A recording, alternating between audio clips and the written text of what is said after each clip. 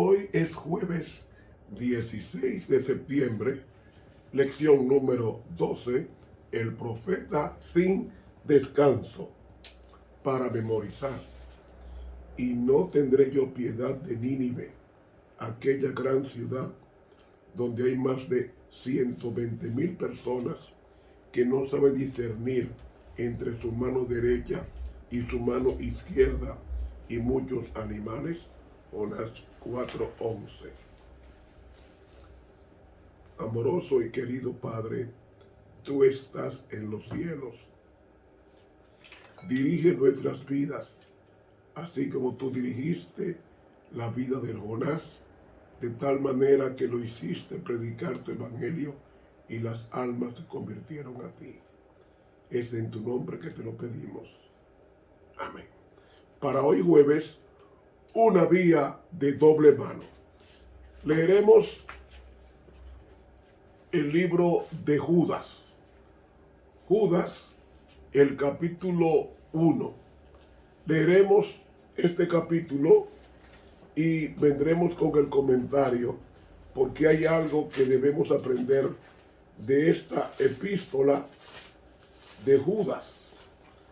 Judas, no el Iscariote. Este Judas fue el hermano de Jesús. Así que escuchemos lo que dice el hermano de Jesús con relación a la lección de hoy.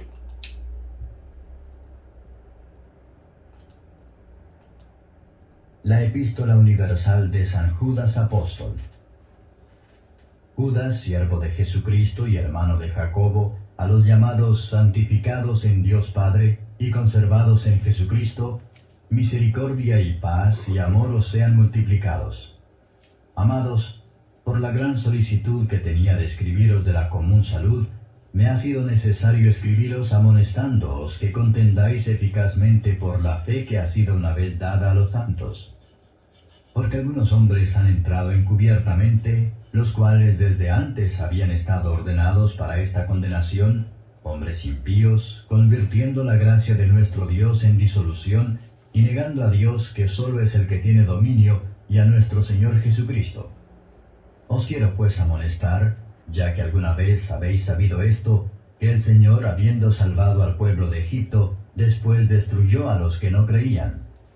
Y a los ángeles que no guardaron su dignidad, mas dejaron su habitación, los ha reservado debajo de oscuridad en prisiones eternas, hasta el juicio del gran día, como Sodoma y Gomorra y las ciudades comarcanas, las cuales de la misma manera que ellos habían fornicado y habían seguido la carne extraña, fueron puestas por ejemplo, sufriendo el juicio del fuego eterno. De la misma manera también estos soñadores amancillan la carne, y menosprecian la potestad, y vituperan las potestades superiores. Pero cuando el arcángel Miguel contendía con el diablo, disputando sobre el cuerpo de Moisés, no se atrevió a usar de juicio de maldición contra él, sino que dijo: el Señor te reprenda.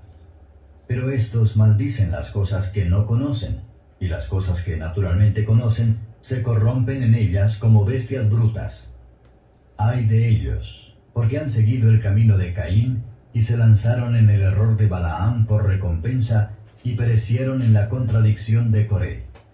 Estos son manchas en vuestros convites, que banquetean juntamente, apacentándose a sí mismos sin temor alguno, nubes sin agua, las cuales son llevadas de acá para allá de los vientos, árboles marchitos como en otoño, sin fruto, 2 veces muertos y desarraigados, fieras ondas de la mar que espuman sus mismas abominaciones, estrellas erráticas a las cuales es reservada eternamente la oscuridad de las tinieblas, de los cuales también profetizó Enoc, séptimo desde Adán, diciendo: He aquí el Señor es venido con sus santos millares a hacer juicio contra todos y a convencer a todos los impíos de entre ellos tocante a todas sus obras de impiedad que han hecho impíamente, y a todas las cosas duras que los pecadores impíos han hablado contra él.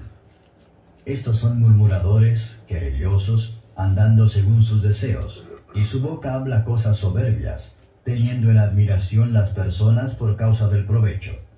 Mas vosotros, amados, tened memoria de las palabras que antes han sido dichas por los apóstoles de nuestro Señor Jesucristo, como os decían, que en el postrer tiempo habría burladores que andarían según sus malvados deseos. Estos son los que hacen divisiones, sensuales, no teniendo el Espíritu. Mas vosotros, oh amados, edificándoos sobre vuestra santísima fe, orando por el Espíritu Santo, conservaos en el amor de Dios, esperando la misericordia de nuestro Señor Jesucristo para vida eterna. Y recibid a los unos en piedad, discerniendo, mas haced salvos a los otros por temor, arrebatándolos del fuego, aborreciendo aún la ropa que es contaminada de la carne.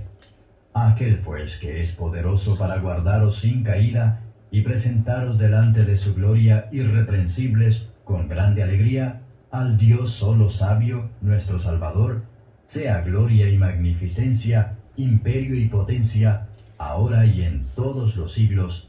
Amén. Muy bien, mis hermanos. Disculpen que tengo una fuerte afección gripal y el compromiso me obliga a hacer estas grabaciones. Fíjense, Dios no te puede mandar a predicar a un sitio tan difícil que Él no lo haya hecho. Me explico.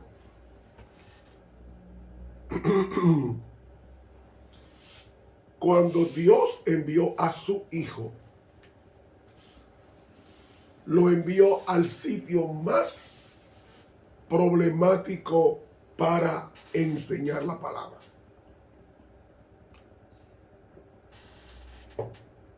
El deseado de todas las gentes dice que cuando Cristo vino al mundo estaba el planeta en la oscuridad más densa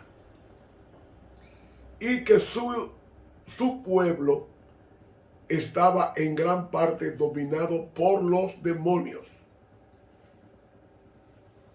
En gran parte dominada por los demonios, y que muchos judíos compueblanos tenían la estampa de Satanás en sus inconductas.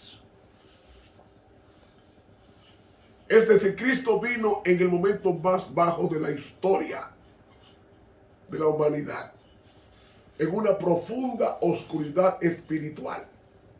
Sin embargo, en esa condición, peor que Asiria, peor que Nínive, Dios envió a su Hijo.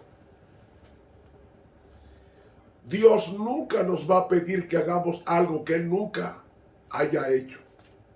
Él mandó a su Hijo a predicar el Evangelio a su pueblo endemoniado. Y tan endemoniado estaba que hasta los dirigentes de su iglesia, excepto dos, estaban endemoniados.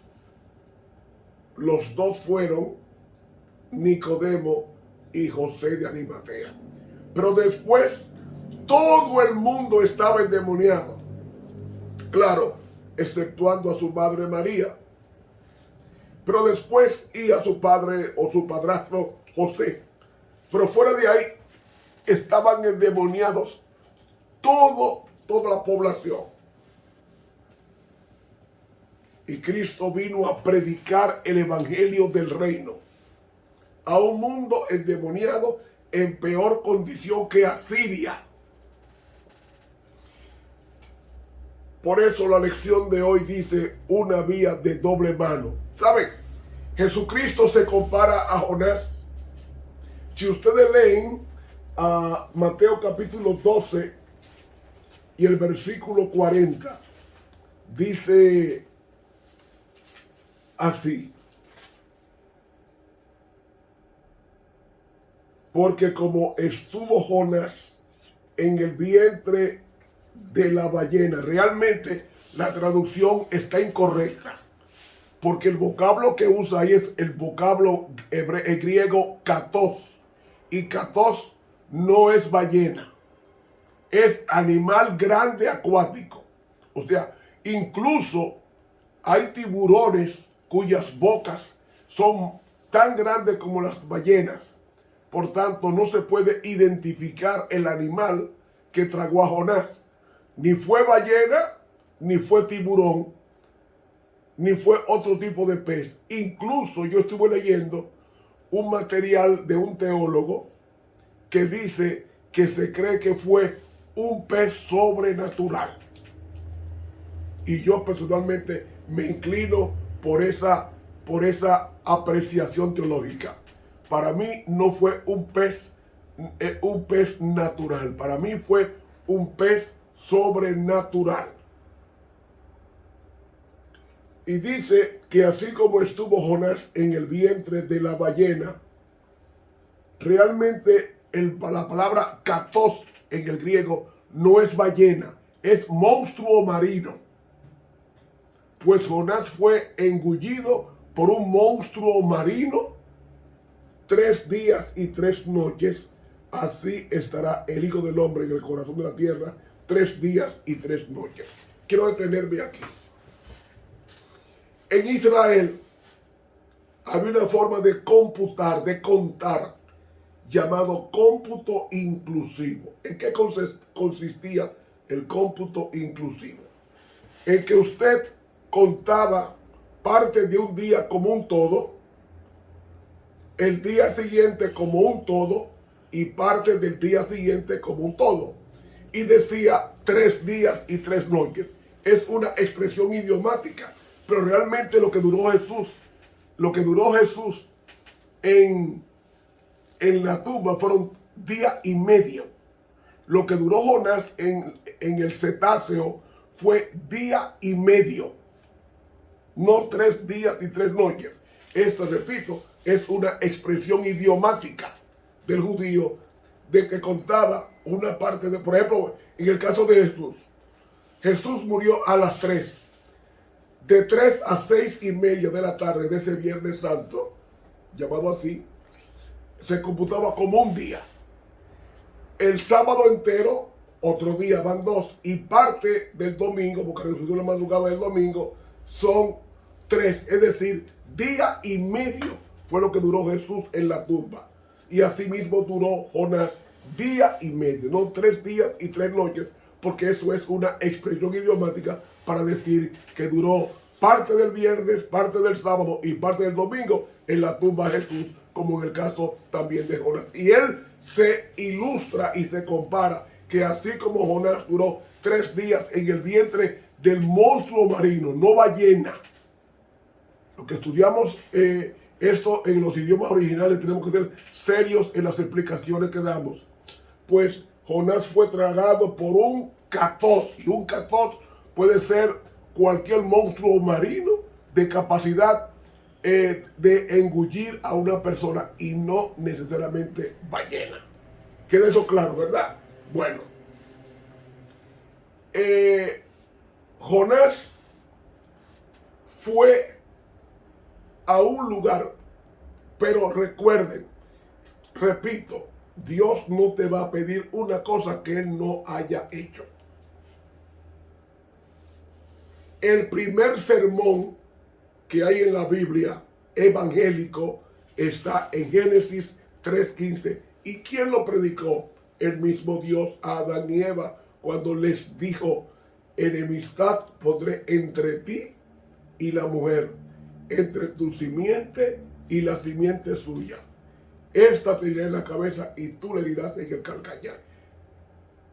Es decir, el primer sermón evangélico lo predica Dios con él mismo en persona ante Adán. Dios le transmite a Adán el sermón. Adán transmite el sermón a Abel y Caín. Set transmite el sermón a Enos. Enos le transmite el sermón a Enoc. Enoc le transmite el sermón a Noé. Noé le transmite el sermón a Abraham. Abraham le transmite el sermón a Isaac. Isaac le transmite el sermón a Jacob. Jacob le transmite el sermón a las 12 tribus. Las 12 tribus le transmite a los jueces. Moisés, Josué, Caleb, los jueces. Luego vienen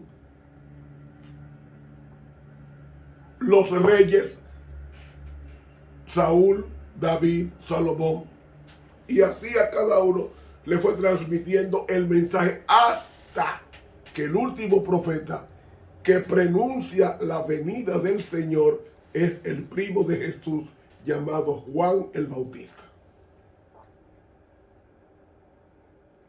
Entonces, hermanos y amigos, Él no nos puede pedir que hagamos una cosa que Él no haya hecho.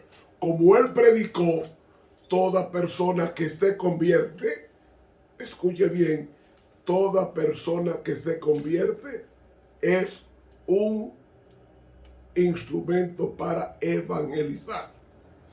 Y poco antes de Jesús subir al cielo, después de la resurrección, a los 40 días, Él reunió la iglesia por última vez y dijo: toda autoridad me ha sido entregada en el cielo y en la tierra. Por tanto, id por todo el mundo y predicad el evangelio a toda criatura. Esa es la gran comisión evangélica. Y el cristiano que no predica es porque no ama a las almas por las cuales Cristo murió. Y el apóstol Pablo, consciente de esa situación, él dijo: ay de mí si yo no anunciare este evangelio. Y hay hermanos que se rehúsan a predicar el evangelio. Usted no puede aspirar a vivir con Dios en el cielo si usted no predica. El problema de Ramón Romero es que dice la verdad, aunque usted se sienta mal, porque es mejor decirle la verdad y usted cambie de actitud que yo callarme para no ofenderlo y usted se pierda y entonces Dios tenga que pedirme cuenta a mí por no haber dicho lo que tenía que decir. La persona, oiga bien, la salvación está vinculada. Cuando una persona está convertida, dice el libro Palabras de Vida, el gran maestro, lo primero que siente una persona que se ha convertido al Señor es salir a compartir su evangelio con otro. Hay que predicar el evangelio, predicar por la voz, predicar por la pluma, predicar por la literatura, predicar por la invitación a otros a que conozcan el mensaje en conferencias. Hay que predicar. Y Pablo usó un ay de mí si yo no anunciare este evangelio. ¿Cómo una persona se puede salvar si no predica el evangelio teniendo la oportunidad de hacerlo? Jonás. Oiga cómo dice la pluma inspirada con relación a Nínive y con relación a Jonás. Dice ella: entre las ciudades del mundo antiguo, mientras Israel estaba dividido, una de las mayores era Nínive, capital del reino asirio. Fundada en la orilla fértil del Tigris, poco después de la dispersión iniciada en la torre de Babel, había florecido a través de los siglos hasta llegar a ser ciudad sobremanera grande de 3 días de camino. Sigue diciendo: en el tiempo de la prosperidad temporal, Nínive era un centro de crímenes e impiedad. La inspiración la ha caracterizado como ciudad de sangre. Ciudad de sangre, llena de mentira y de rapiña. Nahum 3:1. Sigue diciendo: en lenguaje figurativo, el profeta Nahum comparó a los ninivitas con un león cruel y devorador, al que preguntó, versículo 19, ¿sobre quién no pasó continuamente tu malicia? Era gente mala en gran extremo. Malas en gran extremo.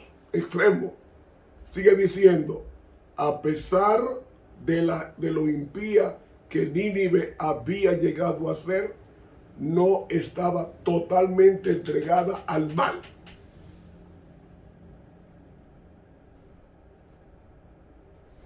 El que vio a todos los hijos de los hombres y cuyos ojos vieron todo lo preciado, percibió que en aquella ciudad muchos procuraban algo mejor y superior, y que si se les concedía oportunidad de conocer al Dios viviente, renunciarían a sus malas acciones y le adorarían.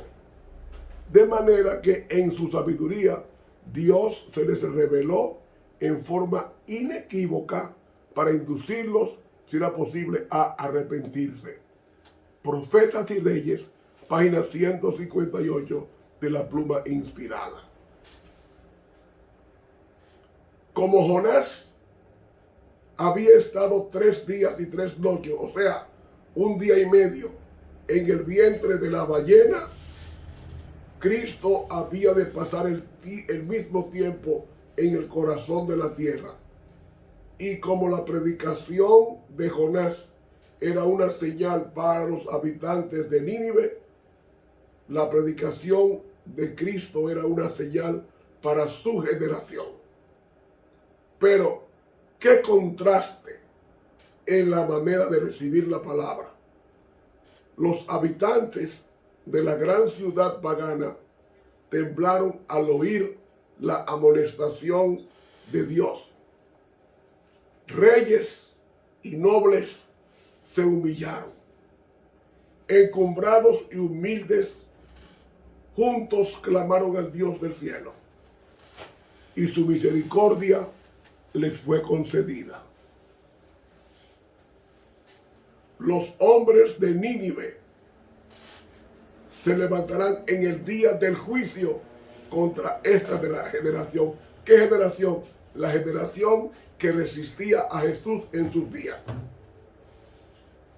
Y la condenarán porque ellos se arrepintieron a la predicación de Jonás, y aquí más que Jonás en este lugar, Mateo 12, 40 y 41. Amigo,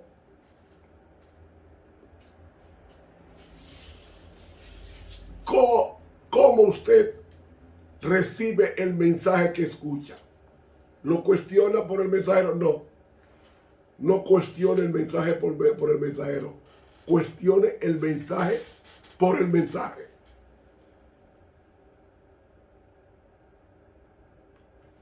Quiero terminar con una cita de Profetas y Reyes en la página 204, que dice la inspiración: esto constituye una lección para los mensajeros que Dios envía hoy, cuando las ciudades de las naciones necesitan tan ciertamente conocer los atributos y propósitos del Dios verdadero, como los ninivitas de antaño.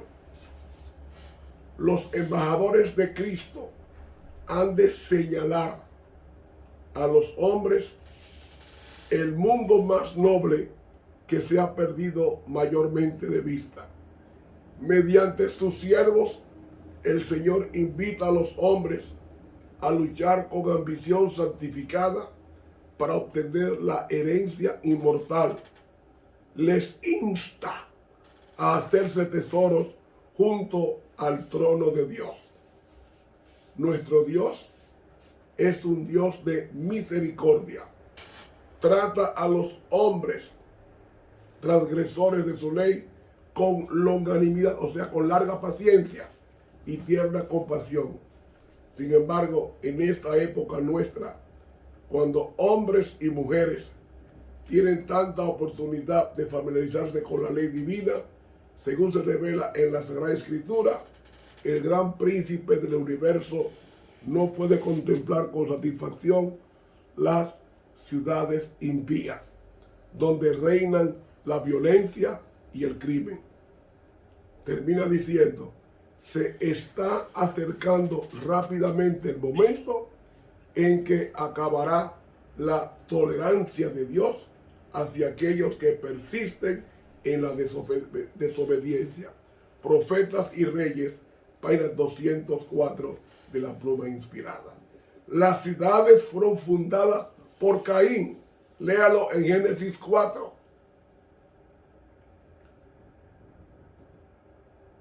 Génesis 3 y Génesis 4. Las ciudades fueron fundadas por un criminal llamado Caín, y por eso es que son tan violentas. Pero nuestro deber es hacer como Jonás. Ir, aunque sea a la mala, a predicar el evangelio del reino a esas ciudades. Si Dios nos manda, Él nos cuidará. Nos cuidará tanto como cuidó a Jonás. Ahora yo pregunto, ¿Jonás no sabía el idioma ninivita? ¿Cómo Dios manda a Jonás a predicar a una nación que él no dominaba el lenguaje, el idioma de los ninivitas? Pero mis hermanos, Dios mandó a Jonás a predicar en otro idioma y Dios le enseñó el otro idioma para que lo predicara.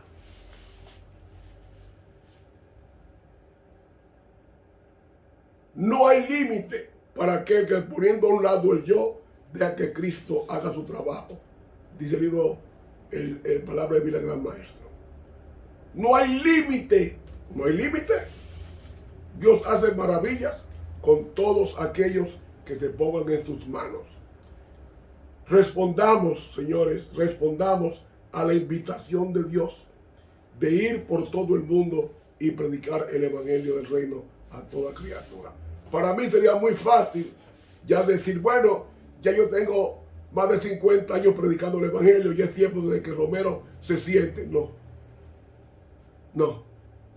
Esta semana yo vi a un pastor predicando en un video y de repente predicando cayó muerto. Qué lindo morir predicando la palabra desde el púlpito. Un pastor que cuando Cristo venga se levantará de su tumba. ¿Y qué es lo primero que va a poner en su mente Dios? El sermón que estaba predicando cuando cayó muerto. Bueno, yo no puedo callar este evangelio. Mientras vida tenga, Ramón Romero estará enseñando la palabra de Dios. Sus oraciones son importantes. Que Dios los bendiga. Te habla el profesor Ramón Romero.